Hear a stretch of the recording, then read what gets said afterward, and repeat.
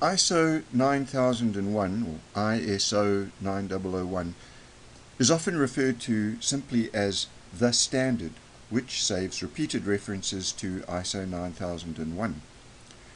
Within the document, the standard refers to itself as this standard or this international standard. Chapters or sections are referred to as clauses. The actual requirements only begin in Clause 4. Clause 0 is an introduction that briefly describes the process approach adopted by the standard. It takes customer requirements as input and delivers product or services as output for customer satisfaction.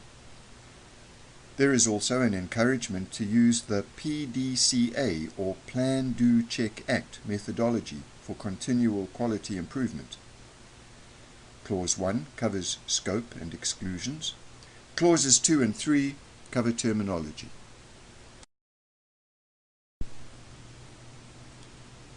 Now take time to do a self-assessment. What does 2008 signify in ISO 9001-2008? In the standard, chapters or sections are referred to as what? What does a process do? What does the four-letter acronym PDCA stand for? In the context of this standard, what is the PDCA methodology to be used for? Pause the presentation here and answer all the assessment questions. Then proceed to the next slide to check your answers. Pause and then resume the presentation once you have checked your answers. Clause 4 deals with the requirement for there to be a quality management system, or QMS as it is commonly referred to. 4.1 requires that the QMS be documented and implemented in the form of a system of integrated processes, which shall be continually monitored for opportunities to be improved. These processes shall cover all essential organizational functions such as management activities, product or service realization, and the provision of necessary resources to that end. 4.2 deals with documentation requirements. Specifically required are a quality policy, quality objectives, the quality manual describing or referencing documented procedures, and records which provide evidence of conformity to QMS and other requirements, and to demonstrate the effective operation of the procedures making up the QMS. Take time to do a self-assessment. What does the acronym QMS stand for? A QMS is a what of integrated processes. QMS documentation includes quality what, and a quality what.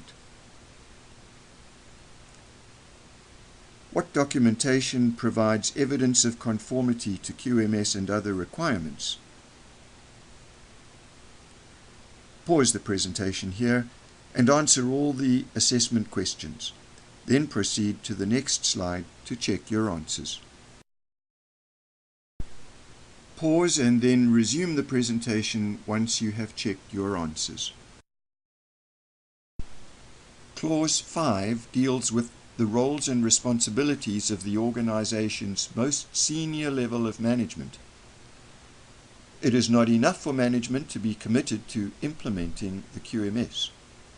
5.1 states that they have to provide evidence of management's commitment to develop, implement, and continually improve the effectiveness of the QMS. 5.2 places early on in the standard the need for there to be a focus on customers with a view to continually improving customer satisfaction. Take time to do a self-assessment. Which level of management is covered by Clause 5?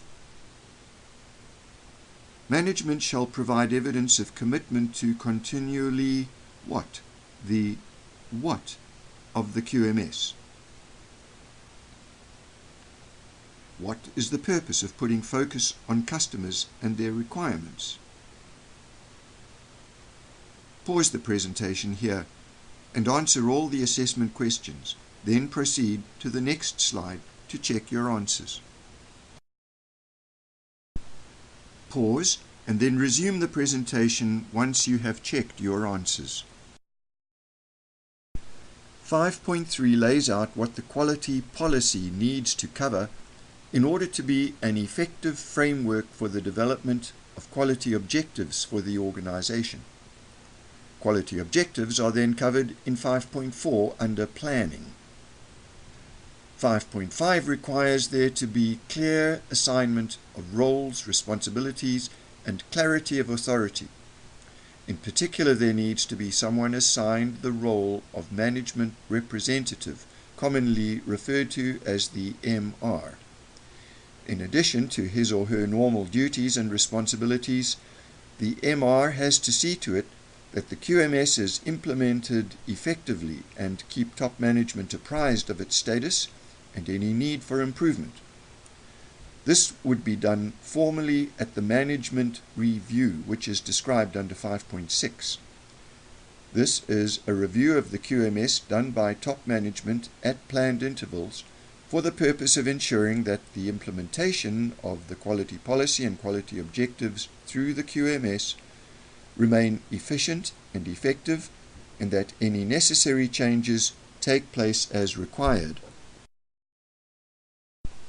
Take time to do a self-assessment. The quality policy needs to be an effective framework for the development of what? MR is an acronym for what role? The MR does not have to be dedicated exclusively to this role. True or false? The MR reports on the state of the QMS to top management in which forum? Pause the presentation here and answer all the assessment questions. Then proceed to the next slide to check your answers. Pause and then resume the presentation once you have checked your answers. Clause 6 is all about the management of resources. 6.1 is a general statement of why you need resources in relation to a quality management system and enhanced customer satisfaction.